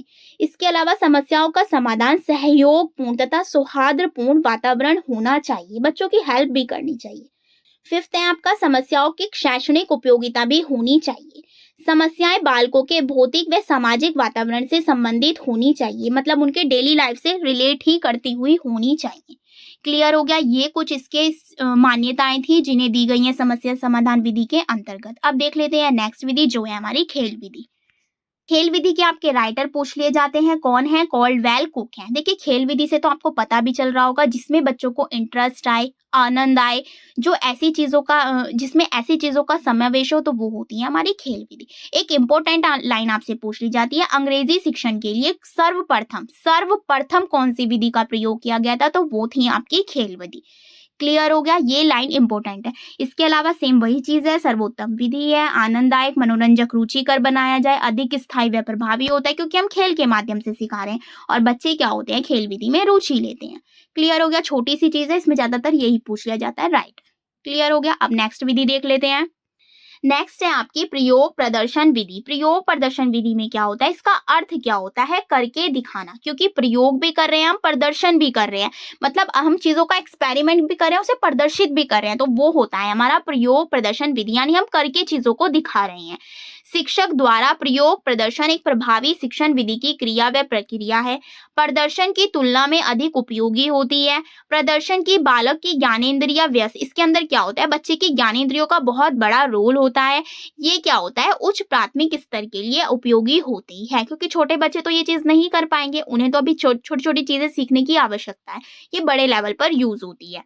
क्लियर हो गया। नेक्स्ट है आपकी व्याख्या विधि। व्याख्या विधि जो होती है आपकी प्राचीन विधि भी मानी जाती है, प्राचीन विधि मानी जाती है। भाषण विधि भी इसको बोला जाता है क्योंकि हम चीजों को एक्सप्लेन कर रहे हैं। इसके अलावा शिक्षक केंद्रित विधि है क्योंकि शिक्षक बोलता है, बच्चे उसका अनुसरण कर रहे होते हैं। व्याख्या विधि के कुछ सोपान है, वो देख लेते हैं। पहला है आपका शिक्षक द्वारा योजना बनाई जाती है, फिर उसका प्रस्तुतिकरण किया जाता है, बालकों द्वारा ग्रहण किया जाता है तथा उसे नोट किया जाता है। इसके अंदर ज्यादा जो रोल होता है वो शिक्षक का रोल होता है, इसीलिए इसे शिक्षक केंद्रित विधि भी माना जाता है। इसके अलावा क्या होता है प्रयोग व्याख्या विधि में, इसमें किसी तथ्य विषय की व्याख्या की जाती है, कोई भी अगर कहानी है उससे रिलेटेड चीजों की बातें की जाती है, फैक्ट्स पर आधारित होती है, कोई सब्जेक्ट पर, जैसे कि आप देखा होगा सामाजिक में ज्यादातर क्या होता है, व्याख्या विधि के द्वारा हम चीजों को पढ़ाते हैं। यह विधि स्मृति स्तर का शिक्षण अधिगम करती है, पाठ्य वस्तु व विषय वस्तु पर अधिक बल दिया जाता है। ज्यादातर शिक्षक का रोल होता है, शिक्षार्थी केवल सुनता है, समझता है, चीजों को लिखता है। क्लियर हो गया। देखिए आपकी विधि जो है मैंने आपकी शिक्षण विधियों में भी कंप्लीट करवाई है। अगर आपने वो वीडियो नहीं देखी तो आप वो भी चेकआउट कर सकते हैं। वहाँ पर मैंने फुल डिटेल में पढ़ाया है। यहाँ पर मैंने ओनली वही चीज़ें इंपॉर्टेंट दी हैं आपको जो आपके मैथ के पर्पज से इंपॉर्टेंट हो जाती है। क्लियर हो गया। अब आगे देख लेते हैं। के बाद हम देख लेते हैं गणित की कुछ परिभाषाएं जो आपके एग्जाम के पर्पज से इंपॉर्टेंट हो जाती हैं। देखिए डेफिनेशन में कुछ समझाने वाला नहीं होता है, इसीलिए मैं इस पार्ट को स्किप कर रही हूँ। ये आपको पीडीएफ में मिल जाएगा तो आप वहां से जरूर देखिएगा। ये बहुत ज्यादा इंपॉर्टेंट है। आपके प्रीवियस ईयर्स के पेपर्स के एनालिसिस के आधार पर भी मैंने इन डेफिनेशंस को रखा है, तो आप इन्हें जरूर देखिएगा और जरूर से नोट डाउन कीजिएगा। एक बार नजर जरूर मारिएगा, बहुत इंपॉर्टेंट है, बहुत बार पूछी गई हैं, तो आप इन्हें पीडीएफ से पढ़ लीजिएगा। अब मैं आगे बढ़ती हूँ क्योंकि अगर मैं एक एक करके पढ़ाऊंगी तो वीडियो काफी लंबा हो जाएगा, तो मैं कोशिश कर रही हूँ जो ज्यादा इंपॉर्टेंट है वो चीजें मैं आपको कवर करवाऊँ। अब आगे देख लेते हैं। पीडीएफ आपको टेलीग्राम पर मिल जाएगी, तो प्लीज आप टेलीग्राम को जरूर ज्वाइन कीजिएगा। वहां से आप पीडीएफ ले सकते हैं, और अगर आप इसी वीडियो से शॉर्ट नोट्स बनाना चाहते हैं तो वो भी बना सकते हैं। क्लियर हो गया। अब आगे देख लेते हैं। अब आपसे पूछ लिया जाता है शिक्षण के चर। देखिए ये दो पार्ट में डिवाइड है, एक है जॉन डीवी के अनुसार, एक है एडम्स के अनुसार। जॉन डीवी ने कितने बताए हैं, काफी बार आपने पढ़े भी होंगे, 3 बताए हैं। इन्होंने 3 ध्रुव बताए हैं, जिसमें इन्होंने शिक्षार्थी को लिया है, शिक्षक को लिया है एंड पाठ्यक्रम को लिया है। इसीलिए शिक्षार्थी जो होते हैं आश्रित चर होते हैं, शिक्षक स्वतंत्र होते हैं, और पाठ्यक्रम कैसा होता है, शिक्षण प्रक्रिया के रूप में होता है। जॉन डीवी के अनुसार ये एक औपचारिक शिक्षण माना जाता है। ठीक है, क्लियर हो गया। बस याद रखना है 3 ध्रुव दिए हैं, शिक्षार्थी, शिक्षक, पाठ्यक्रम। इसके अलावा जो दूसरी बात कही है वो कही है आपके एडम्स ने। इन्होंने बताया है अनौपचारिक शिक्षण होता है। इन्होंने केवल 2 ध्रुव को माना है, शिक्षक और शिक्षार्थी। पाठ्यक्रम को इन्होंने नहीं माना है। क्लियर हो गया। यही इससे क्वेश्चन बन जाता है, तो इसीलिए मैंने यही रखा है ताकि आप बस इंपॉर्टेंट पढ़े। लास्ट टाइम है तो इंपॉर्टेंट ही आपको पढ़ना है। आगे देखिए, this is very very important. इससे बहुत बार क्वेश्चंस रिपीट हुए हैं और ऑल सब्जेक्ट के लिए ये टॉपिक आपके लिए बहुत इंपॉर्टेंट हो जाता है। मोस्ट इंपॉर्टेंट जरूर लिखिएगा। शिक्षण के विभिन्न स्तर कौन कौन से होते हैं। फर्स्ट है आपका चिंतन, सेकंड बोध एंड थर्ड इज स्मृति चिंतन। अगर मैं बात करूं स्मृति चिंतन की, तो ये एक निम्न स्तर होता है, और ये दिया किसने है, ये दिया है आपके हर्बर्ट ने। नेक्स्ट है आपका बोध स्तर, जो होता है मध्य स्तर पर, जो दिया है मॉरिसन ने। आप इस तरीके से भी हिंट लगा सकते हैं, मध्य एंड मॉरिसन, इस तरीके से आप ट्रिक लगा सकते हैं। इसके बाद बात करते हैं चिंतन, जो कि उच्च स्तर माना जाता है, और ये दिया है आपके हंट ने। क्लियर हो गया। देखिए ये बहुत बार पूछा गया, डायरेक्ट पूछ लेता है चिंतन स्तर के राइटर कौन है, हंट है। कौन सा लेवल है, उच्च स्तर है, तो इसीलिए बहुत ज्यादा इंपॉर्टेंट है, नोट डाउन जरूर कीजिएगा। आई होप ये चीजें क्लियर हुई हैं। अब आगे बढ़ते हैं। अब बात कर लेते हैं गणित के शिक्षण सूत्र की, जो कि इंपॉर्टेंट हो जाते हैं। डायरेक्ट पूछ लिया जाता है कौन सा शिक्षण सूत्र है, कौन सा नहीं। तो सबसे पहला है सरल से जटिल, ज्ञात से अज्ञात, मूर्त से अमूर्त, अनिश्चित से निश्चित, विशिष्ट से सामान्य, मनोवैज्ञानिक से तार्किक, संश्लेषण से विश्लेषण, पूर्ण से अंश। ये मैंने बहुत बार बताए भी हुए हैं, तो इसको मैं यहाँ पे डिटेल में एक्सप्लेन नहीं करूंगी। अब आगे देख लेते हैं। अब बात कर लेते हैं शिक्षण प्रणालियों की, जो आपके ऑल सब्जेक्ट्स के लिए भी इंपॉर्टेंट हो जाती है। देखिए जो ऑल सब्जेक्ट्स के लिए, उसके लिए मैं ऑल सब्जेक्ट्स बोलती रहूंगी ताकि आप ऑल सब्जेक्ट्स के लिए उसे प्रिपेयर कर सकें। फर्स्ट है आपकी किंडरगार्टन प्रणाली। अगर देखिए आपको इसे और डिटेल में पढ़ना है प्रणालियों को, या अगर विधियों की बात की जाए, तो मैंने एक स्पेसिफिक वीडियो बनाई हुई है शिक्षण विधियों पर। वहां पर मैंने आपको चीजों को डिटेल में पढ़ाया हुआ है, तो आप उसे भी देख सकते हैं ताकि आपकी और ज्यादा उससे हेल्प हो जाए। अब बात कर लेते हैं शिक्षण प्रणाली। देखिए इसमें मैंने मेन चीजें लिखी हैं, वो देख लेते हैं। पहला है किंडरगार्टन प्रणाली। ये दी है आपके फ्रोबेल ने, जो जर्मनी के थे। 1837 में इन्होंने ये दी है। इन्होंने क्या कहा है, विद्यालय को बगीचे के रूप में लिखा है, शिक्षक को माली के रूप में, और बच्चे को एक पौधे के रूप में इन्होंने माना है। बच्चे की आयु की बात करें तो 4 से 8 वर्ष तक के बच्चों के लिए ये उपयोगी हो जाती है। इसके अंदर यही चीज इंपॉर्टेंट होती है। डायरेक्ट पूछा जाता है किंडरगार्टन प्रणाली किसने दी है, तो फ्रोबेल ने दी है। नेक्स्ट बात कर लेते हैं। नेक्स्ट है आपकी मॉन्टेसरी प्रणाली। ये किसने दी है, मारिया मॉन्टेसरी ने दी है, और ये 3 से 6 वर्ष तक के बच्चों के लिए इन्होंने उपयोगी बताई है। इन्होंने कहा है कि इंद्रियों पर विशेष बल दिया जाए, यानी जो बच्चों की ज्ञानेंद्रियां होती हैं इन पर इन्होंने अधिक बल देने की बात कही है। खेल खेल में शिक्षा देने की बात की गई है। पठन कार्य की अपेक्षा लेखन कार्य का इन्होंने अधिक महत्व बताया है, जबकि बेल ने कहा है कि पठन पहले होना चाहिए, लेखन बाद में होना चाहिए, जबकि मॉन्टेसरी ने उसका उल्टा कहा है, तो ध्यान रखनी है। अब बात कर लेते हैं नेक्स्ट प्रणाली की। नेक्स्ट है आपका डाल्टन योजना प्रणाली। ये क्या होता है? ये दी है आपकी कुमारी हेलन पार्कस ने 1913 में। माध्यमिक स्तर के बच्चों के लिए इन्होंने इसे उपयोगी बताया है। नेक्स्ट है आपकी बिनेटका प्रणाली। ये दी है आपके कार्लटन बाशबर्न ने 1920 ईस्वी में। इन्होंने भी लेखन कार्य को अधिक महत्व दिया है, जैसे मॉन्टेसरी ने कहा है इसी तरीके से इन्होंने भी कहा है पहले लिखना आना चाहिए, बाद में पढ़ना आना चाहिए, जबकि फ्रोबेल ने कहा है पहले पढ़ना है फिर बाद में लिखना है। क्लियर हो गया। अब है नेक्स्ट है आपकी ड्रेकॉली प्रणाली। ड्रेकॉली प्रणाली में क्या हो जाता है? ड्रेकॉली प्रणाली के रचयिता ड्रेकॉली ही है। ये मंदबुद्धि बालकों के लिए उपयोगी है। आयु इसमें 4 से 10 वर्ष तक होनी चाहिए बच्चों की।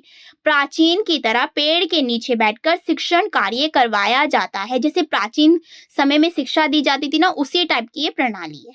क्लियर हो गया। आई होप आपको ये पांचों प्रणाली बहुत अच्छे से क्लियर हुई है। अब आगे बढ़ते हैं। अब बात कर लेते हैं निदानात्मक एवं उपचारात्मक शिक्षण की। निदानात्मक उपचारात्मक भी मैंने शिक्षण विधि में डिटेल में पढ़ाया हुआ है, क्योंकि आपके ये ऑल सब्जेक्ट्स के लिए इंपॉर्टेंट हो जाता है। इसमें मैं आपको केवल छोटी सी चीज बता देती हूँ कि निदानात्मक क्या होता है, उपचारात्मक क्या होता है। तो निदानात्मक की अगर मैं बात करूं, अगर बच्चे के शिक्षण कार्य में कोई भी कमी, मतलब कठिनाई आ रही है उसे, या किसी भी चीज की कमी आ रही है, या कोई भी उसे प्रॉब्लम है, यानी अधिगम संबंधी कठिनाइयों व कमियों का पता लगाना, दैट इज कॉल्ड निदानात्मक, यानी कि डायग्नोस्टिक टीचिंग। अगर बात करें उपचारात्मक की, रेमेडियल टीचिंग की, जितनी भी ये कमी आती है, कठिनाई आती है, इनका निवारण करना, छात्रों की कठिनाइयों व समस्याओं का उपचार करना, उनकी कठिनाइयों का निवारण करना, दैट इज कॉल्ड उपचारात्मक शिक्षण। छोटी सी चीज है, याद रखनी है। क्लियर हो गया होगा। समस्याओं का पता लगाना निदानात्मक में, समस्याओं का उपचार करना उपचारात्मक में। क्लियर हो गया। अब आगे बढ़ते हैं। नेक्स्ट है आपका शिक्षण सहायक सामग्री। ये भी आपके ऑल सब्जेक्ट्स के लिए इंपॉर्टेंट हो जाता है। इसका अर्थ, ये किस लिए यूज होती है? शिक्षण अधिगम प्रक्रिया को प्रभावी बनाने के लिए, मतलब बच्चे इंटरेस्ट ले, चीजों को सीखे। इंटरेस्ट बनाने के लिए जब चीजों को किया जाता है तो उसमें हम शिक्षण अधिगम सामग्री का यूज करते हैं। क्लियर हो गया। अब इसके कुछ गुण देख लेते हैं।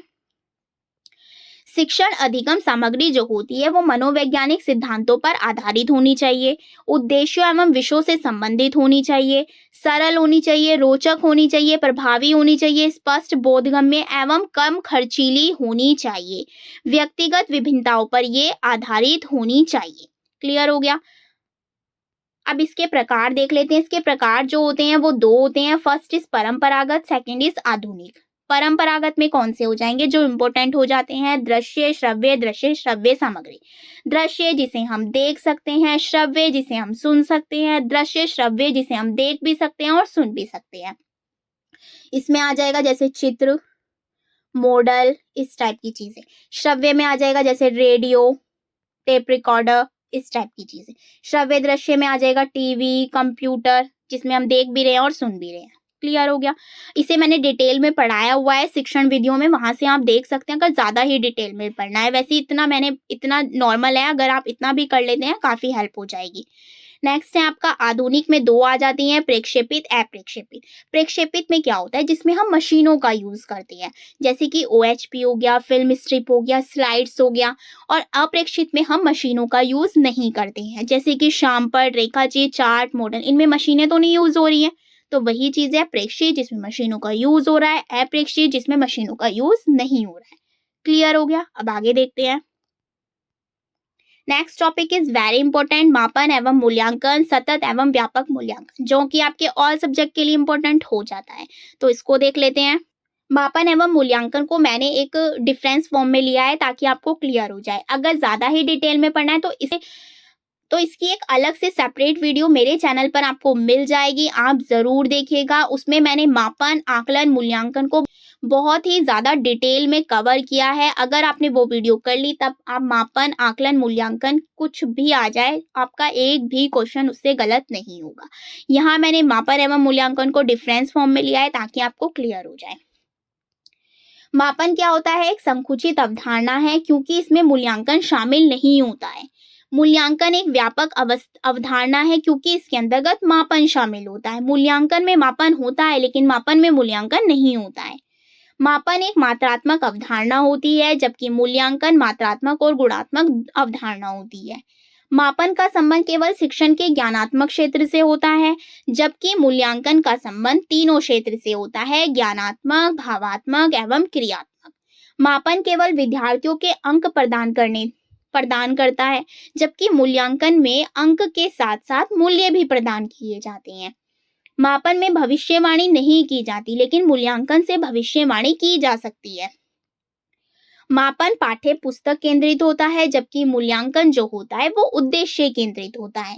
मापन साधन होता है जबकि मूल्यांकन साध्य होता है।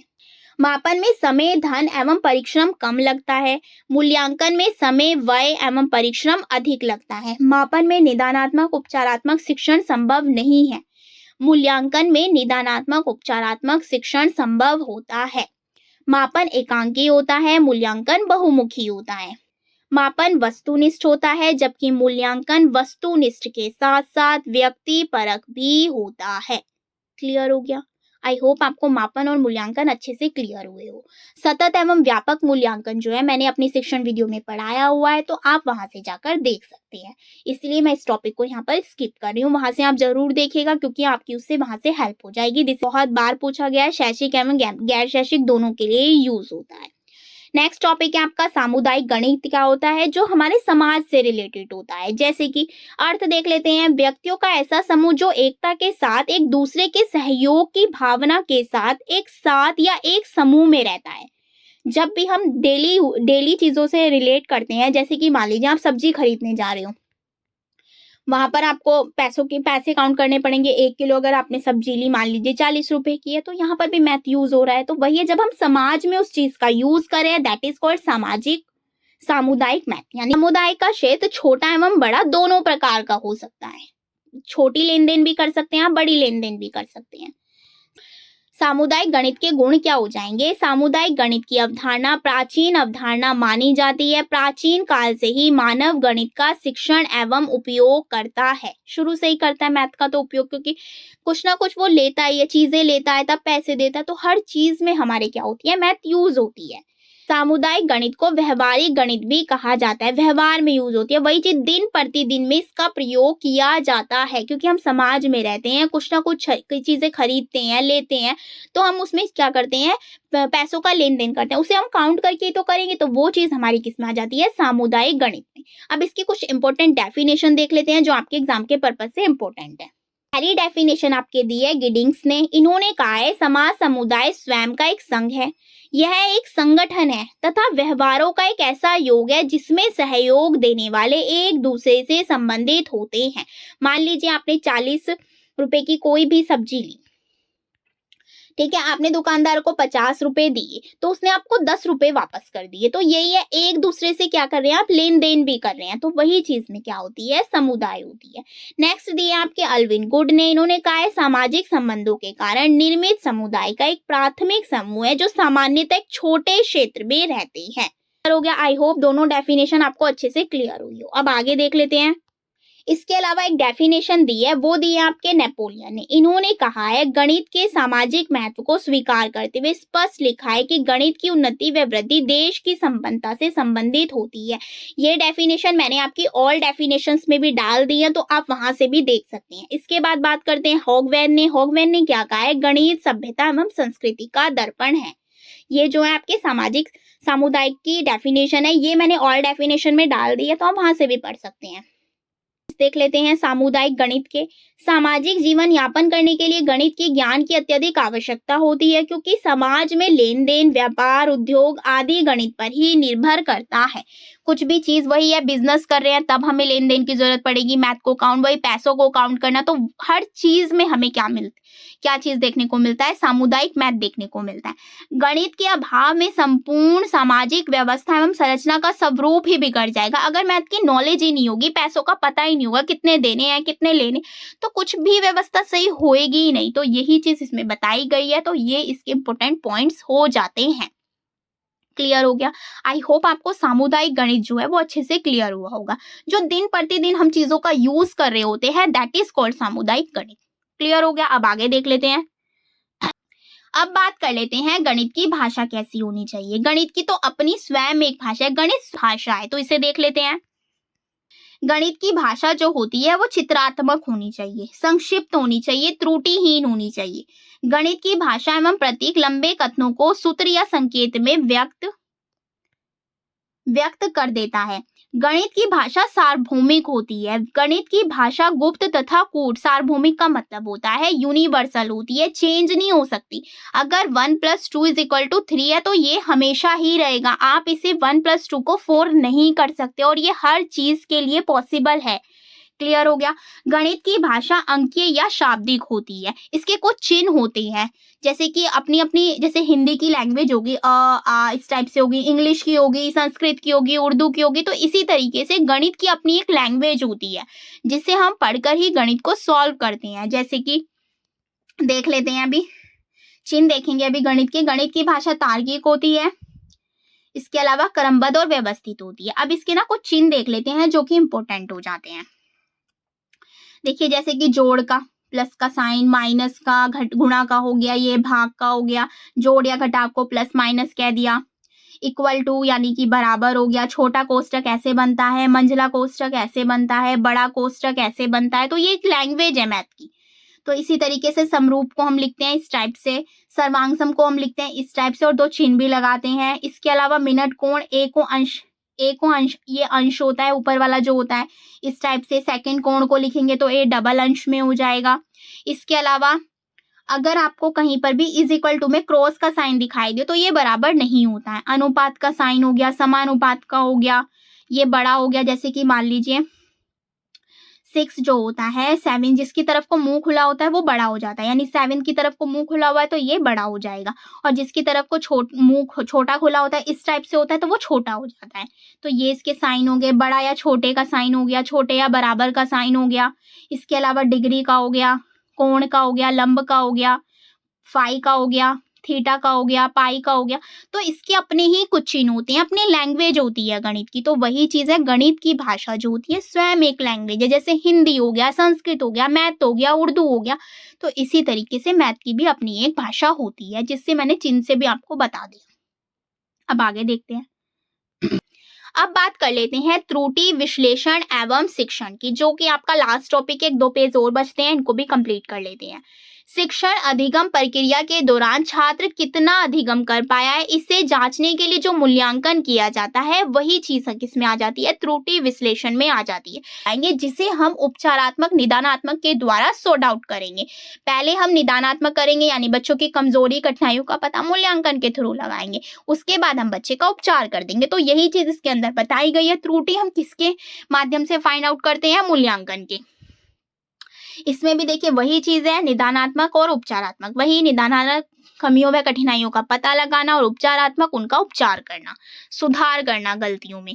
त्रुटि विश्लेषण के कुछ स्तर हो जाते हैं, जैसे फर्स्ट है समस्याग्रस्त बालकों की पहचान करना, क्योंकि हम मूल्यांकन के थ्रू यही तो पता करें कि किसमें क्या कमी है, किसने कितना सीखा। त्रुटि का क्षेत्र होना चाहिए, कारण पता होना चाहिए, उपचार होना चाहिए। जब हम मूल्यांकन कर देते हैं उसके बाद बच्चों की त्रुटियां ना हो, समस्याएं ना हो, तो इसके लिए भी हमें क्या करना चाहिए, सुझाव देने चाहिए।